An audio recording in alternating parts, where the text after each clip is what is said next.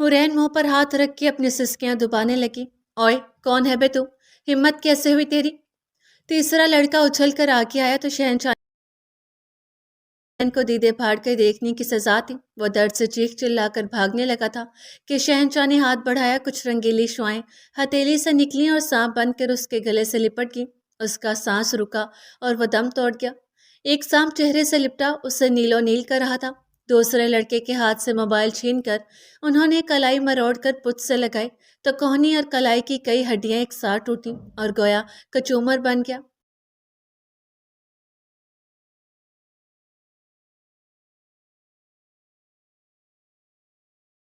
उन तीनों को इबरतनाक सजा देने के बाद शहनशाह जन्नात हुरैन के करीब आए। उन्हें देखती हुई वह थर थर कांपते उल्टे कदमों दूर हुई। सिल्वर गरी आंखें दहशत से फटी पड़ी थी। हमसे दूर होने के लिए तुम इन जैसों के करीब आ गई। शिकवा कुना नजरों से उस घुंघरियाले बालों वाली लड़की को देखा और गंभीर आवाज में बोले, जबकि खौफ से हुरैन की घग्गी बन गई थी। वो कुछ भी कहने सुनने की हालत में नहीं थी। जो कुछ देख चुकी थी उसके बाद उसका अपनी टांगों पर खड़े रहना भी काबिले दाद था। उसकी हिम्मत थी कि वह मुकम्मल होशो हवास में थी। शहनशाह उसके नजदीक आए, इतने की कमर में बासों हमाल करके अपने साथ लगा लिया। हुरैन की थोड़ी जोर से उनके सीने से टकराई तो वह पलके उठाकर उन्हें देखने लगी। आंखें समंदर बनी थी और शहनशाह उनमें डूब गए थे। किसी मौमी गुड़िया की तरह उन्होंने उसे समेटा और आसमान की जाने परवास करके हुरैन का सर चकरा कर रह गया। मुझे कहाँ लेकर जा रहे हैं? छोड़ो। वह उनके सीने पर मुक्के बरसाती फौलादी गिरफ्त से निकलने की सही करने लगी। तहम उन्होंने उस मुसाहमत को किसी खाते में लाए बगैर अपना सफर जारी रखा। शहनशाह अगर अपने बाजू हटाते तो वह नीचे गिर सकती थी और यही एहसास उसे खौफजदा कर गया। फिर वह खुद ब खुद उनमें सिमट गई और सख्ती से उन्हें भींच लिया। उसकी इस हरकत पर शहनशाह साकत रह गए। उनके सीने में सर छुपाए उसने तेज हवा के थपेड़ों से बचने की कोशिश में आंखें भी मौंद ली थी। वह उसका चेहरा देखते रहे, वारिफ्तगी से, दीवानगी से। शहनशाह जिन्नात आम जिन्नों से कहीं तेज फासला नापते थे, लेकिन हुरैन की फुरकत में ये फासला लंबा हो गया। जहां महज 5 सेकंड्स भी नहीं लगने चाहिए थे, वहां उन्होंने 5 मिनट लगा दिए। यानी 300 सेकंड गुजरने के बाद वह उसे उसके कमरे में लाए थे। न जाने किस दीवार, किस दरवाजे से वो अंदर आई थी। पाँव जमीन पर लगे तो वह फड़क कर पीछे हुई और हैरत से आंखें फाड़ कर इर्द गिर्द देखा। बेयकीनी से अपने कमरे की दीवारों को देखती वो जामत थी, यानी मुतहैयर रह गई कि वो अपने घर में थी।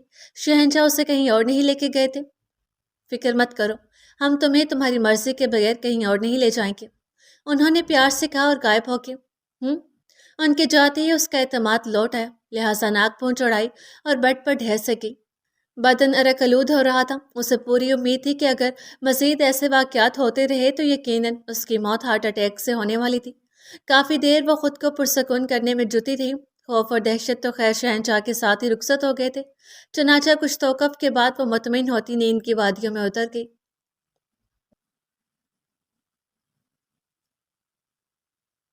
सैयद इब्रार अली शाह के आस्थाने पर मामूल का रश था। दुखी लोग अपने मसाइल का अंबार लाए उन्हें दम दरूद के लिए कह रहे थे। कमरे में अगरबत्तियों की महक रची बसी थी।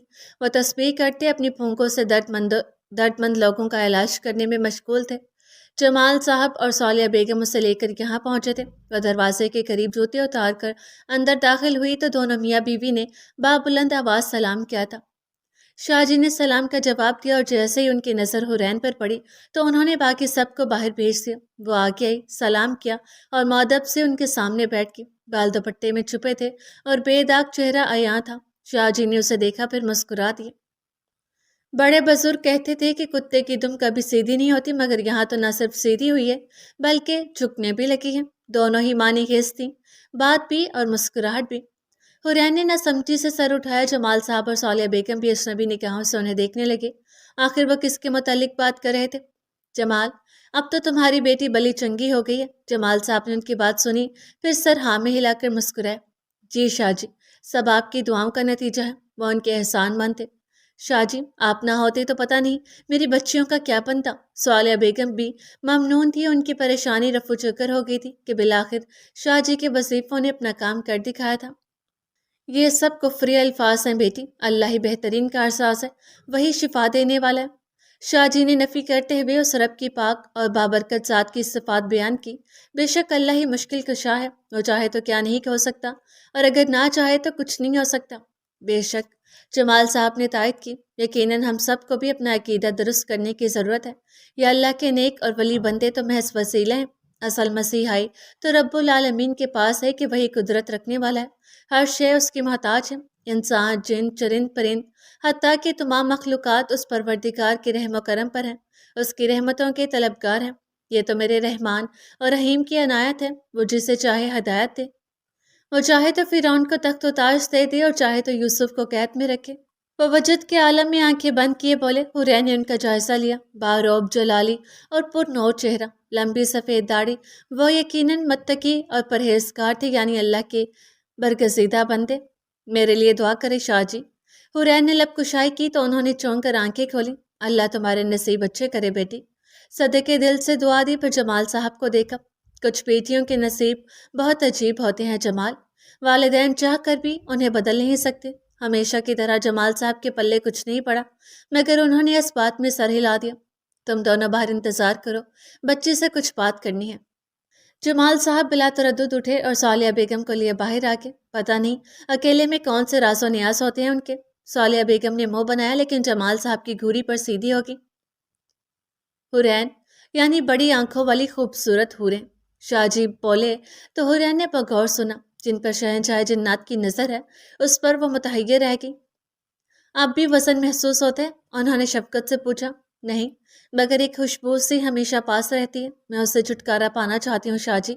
وہ بے چینی سے بولی۔ ایک روز تمہارا پورا وجود مہک اٹھے گا، تمہارے اندر سے سانس خارج ہونے پر یہی خوشبو آئے گی، پھر کیا کرو گی؟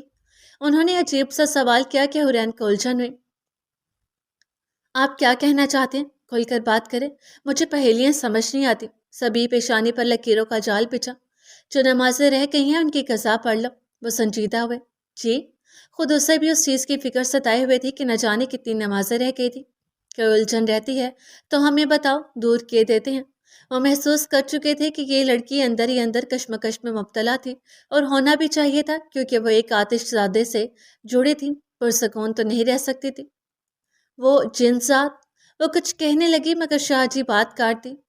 عام جنسات نہیں ہے، وہ شہنشاہ ہے، شہنشاہ جنات۔ شاہ جی نے سرگوشی کی تو حورین تھوک نگل کر حلق تر کرنے لگی۔ پلکوں میں عجیب سا خوف اترا، مگر اگلے ہی لمحے اس خوف کو جوتے کی نوک پر رکھے پرعزم انداز میں کہا، لیکن اس نے مجھے نقصان پہنچایا، میں اسے نہیں چھوڑوں گی۔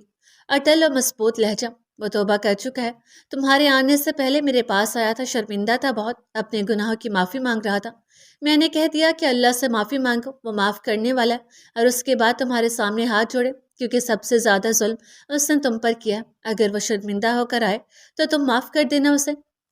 وہ اتنے آرام سے کہہ رہے تھے جبکہ حورین کے وجود کے پرخچے اڑ گئے۔ میں ایسے شخص کو کبھی معاف نہیں کر سکتی، مجھے تو لگتا ہے آپ بھی ملے ہوئے ہیں اس کے ساتھ۔ اسے سخت تاؤ آیا۔ معاف کرنے والے کو اللہ اپنا دوست رکھتا ہے۔ رہی بات میری، تو میں حق کے ساتھ ہوں اور حق اس کے حق میں جا رہا ہے۔ تقدیر تم دونوں کو جوڑنا چاہتی ہے تو میں کیسے الگ کر سکتا ہوں؟ صبح اسے کہا تو اسے پتنگے لگے، بات پہیلیوں سے نکل کر سیدھی ہوئی تو تیر کی مانند وار کرنے پر اترے۔ اسے تکلیف ہوئی، بھلا ایسی بری قسمت کیوں لکھی گئی تھی اس کی؟ لیکن شاہ جی، وہ مزید بحث کرنا چاہتی تھی لیکن وہ بات سمیٹ چکے تھے۔ سنابل کیسی ہے؟ سو موضوع بدل لیا۔ ٹھیک ہے، اس سے لب بھینچے۔ خوش تو ہے نا وہ؟ آنکھوں میں چمک لیے مانی ہیزی سے پوچھا۔ جی، آج کل تو کچھ زیادہ ہی دانت نکلتے ہیں اس کے۔ اسے بھی حیرانی لاحق ہوئی، بھلا ایسا کیوں کرتا؟ اس سے سیکھو خوش اور مطمئن رہنا۔ انہوں نے نصیحت کی تو اور کچھ پڑھ کر اس کی پیشانی پر پھونکا۔ سنابل سے بات کرو، اس کی بات سمجھو، کھلی ہوا میں سانس لو، تلاوت کرو، اللہ سے مدد مانگو۔ میری بچی، اسی میں تمہاری نجات ہے۔ وہ سر جھکا گئی تو ہم سمجھ نہ سکے کہ وہ اسے سنابل سے بات کرنے کے لیے کیوں کہہ رہے ہیں۔ اس کی لایانی باتوں میں اس کے لیے کون سے انمول موتی یا اقوال زری رکھے تھے؟ وہ شرمندہ ہے، اسے معاف کر دو، اپنے اشرف المخلوقات ہونے کا ثبوت دو۔ اشارہ شہنشاہ جنات کی جانب تھا۔ حورین پہلو بدل کر رہ گئی۔ جس نے روح کو گائل کیا ہو اسے کیسے معاف کیا جائے؟ سبحان اللہ، میں نے آج تک ایسا کہیں نہیں دیکھا۔ واہ تیری قدرت، واہ تیری قدرت۔ وہ چھت سے نگاہ ٹکائے جھوم رہے تھے، مست ملنگ بنے کسی درویش کی مانند۔ حورین ان کے کچھ اور کہنے کے منتظر رہی مگر وہ آنکھیں بند کیے واہ تیری قدرت، سبحان تیری قدرت کے سوا کچھ نہیں بولے تھے۔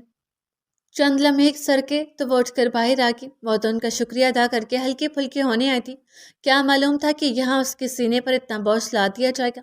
उसे जाते हुए एक बार मुड़कर शाहजी के आस्थाने को देखा। क्या वाकई शहनशाह जिन्नात यहाँ आए थे अपने गुनाह की माफ़ी मांगने? हवाएं चली और उसका दुपट्टा फड़फड़ाने लगा। वो फौरन से पेशतर गाड़ी में बैठ गई।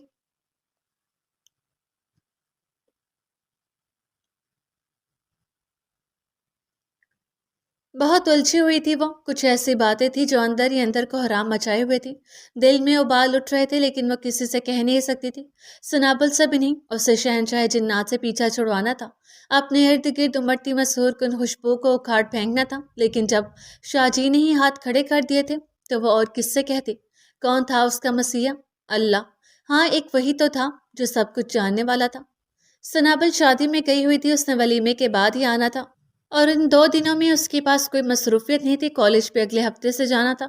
बस अपने आसपास बिखरती खुशबू को बादल ने खासा झेलने की सिवा करने को कुछ नहीं था। ताहम शाहजी के कहे के मुताबिक उसने अपनी कज़ा नमाजों का हिसाब लगाया जो दौरानी बीमारी रह गई थी, और उन्हें हर फर्ज नमाज के साथ अदा करना शुरू कर दिया।